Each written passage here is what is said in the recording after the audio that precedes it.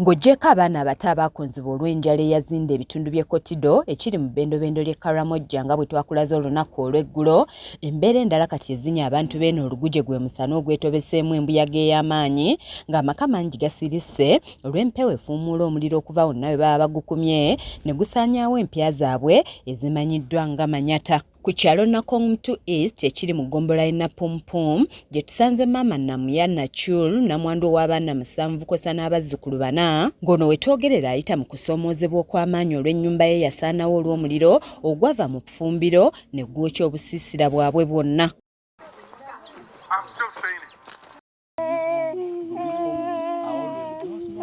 Nachula agamba nti yali agenze mu nnimiro abaana ne bakuma omuliro bafumba obuugi n'ebijanjaalo ng'omuyaga olwajja gwafuuwa omuliro okukakkana nga gwokyezza ennyumba zonna.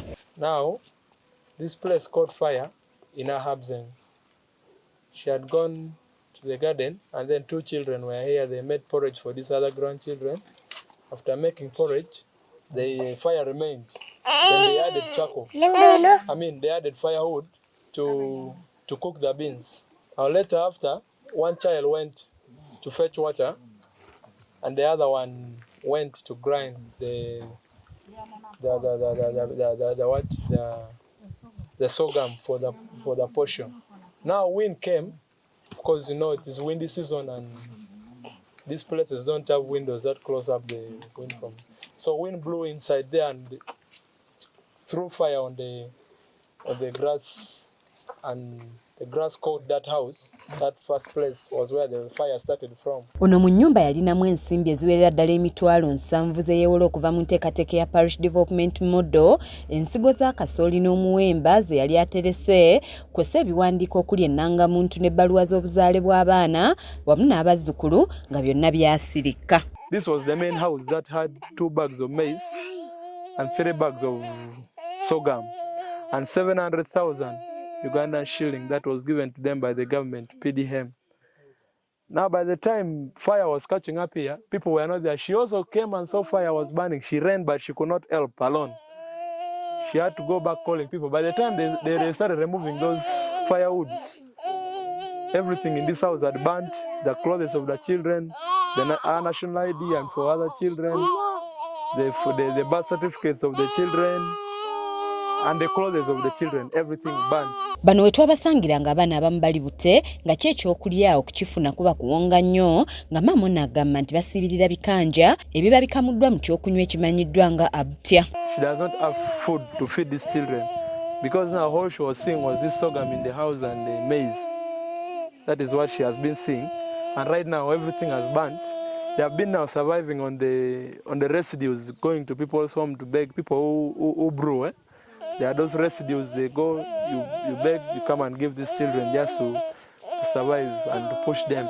Ono abaweereza omusumba Solomon Mwesige be yatuma bamukwasa emmere era nga bamuwa n'ebyokwambala asobole okubikka ku magumba wamu n'abaana be.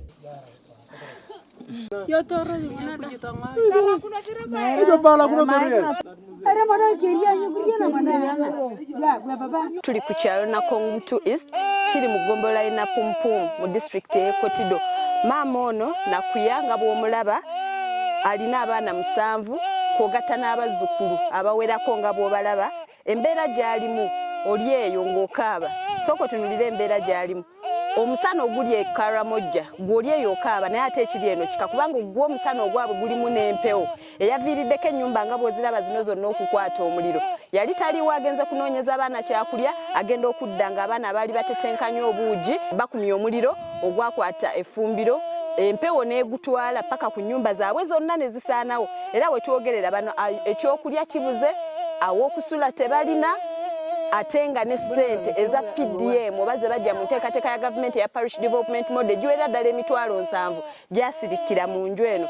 Oli eyo nga wandikwatiddwako oba ng'olaba okwatiddwako olw'embeera abantu bano gye balimu. Kyekiseera okukwasizaako omusumba Solomon Mwesige okusobola okuyamba abantu bano ng'ayita mu kitongole ekya Feed the Hungry East Africa. Embeera y'emu ye yatuuka ne ku Awok Namoy ng'ono naye talina kye yasigaza, ng'ono yalina ensigo z'omuwemba, ebijanjaalo, ebbaafu, emifaliso wamu n'ebirala ebikozesebwa mu bulamu nga byonna byasaanawo.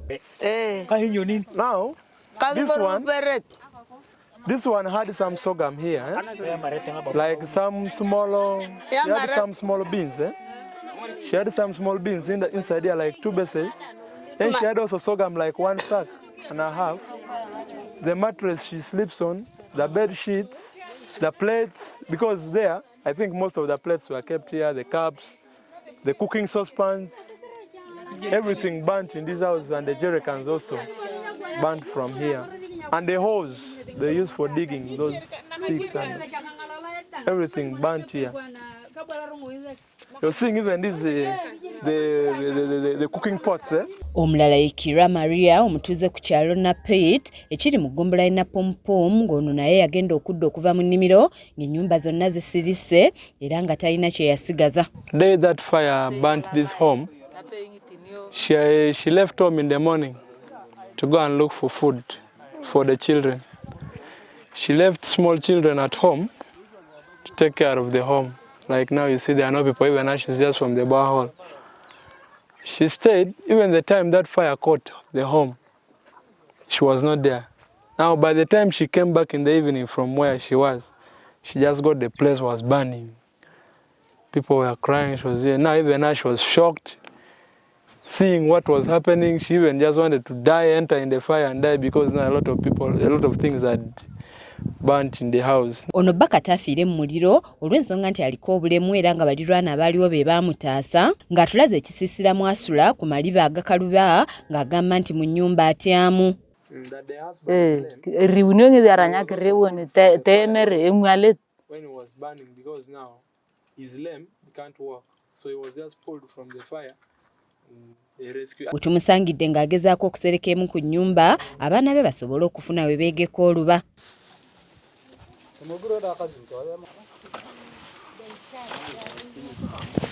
N'olwekyo bw'oba ng'osobola okukwasizaako omusumba Solomon Mwesige mu lutalo olwaliko olw'okubbulula abantu b'e Karamoja mu nvuba gye balimu, obuyambi bwo tubwaniriza n'emikono ebiri. Nze Anet Namatovu ne kukkiriza Trion ku lwa KSTV agaleero.